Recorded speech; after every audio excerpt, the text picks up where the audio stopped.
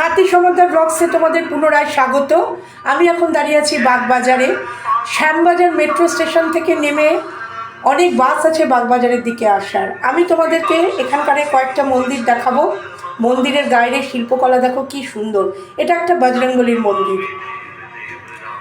নারায়ণ পদ্মাসনে বসে আছেন, তার নাভিমূল থেকে ব্রহ্মা বসে আছেন। জয় বজরংবলী।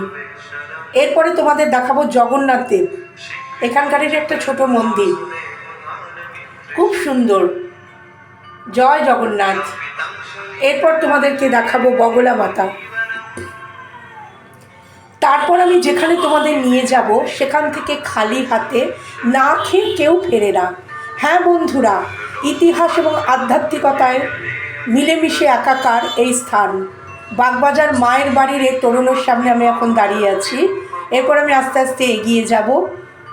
দেখো বন্ধুরা, এখানে এই রাস্তায় গাড়িও পার্ক করা যায়। তোমরা যদি কেউ গাড়ি নিয়ে আসো, এখানে গাড়ি রাখার কোনো অসুবিধা নেই, কোনো পার্কিং ফি লাগে না।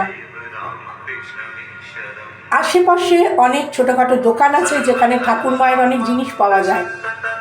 চলে এলাম সেই পুণ্যধামে, বাগবাজার মায়ের বাড়ি। মায়ের কৃতি সন্তান স্বামী শারদানন্দ তথা শরৎ মহারাজ এই বাড়ি তৈরি করেছিলেন। ঢোকার মুখে মায়ের এই লক্ষ্মী রূপ দেখা যায়। এটা নিচে 1909 সাল থেকে 1920 সাল মায়ের মহাসমাধি পর্যন্ত মা এখানে ছিলেন। মায়ের সাথে গোলাপ মা, যোগিন মা, মায়ের এই পার্শ্বদরা থাকতেন। মায়ের খুকি ভগিনী নিবেদিতাও এখানে মায়ের সাথে দেখা করতে এসেছিলেন।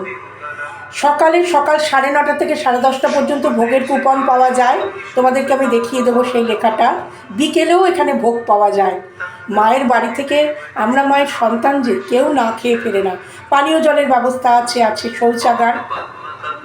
মায়ের বাড়িটা অনেক বছর ধরে তৈরি হয়েছিল। বর্তমানে এটা রামকৃষ্ণ মিশনের একটি গুরুত্বপূর্ণ আধ্যাত্মিকতার কেন্দ্র। এটা হলো উদ্বোধন কার্যালয়, যেটা বেলুড় মঠের একটা প্রকাশনা সংস্থা। মাকে এখন দর্শন করবো। রামকৃষ্ণগত প্রাণা। জয় মা শারদা। আজকের মতো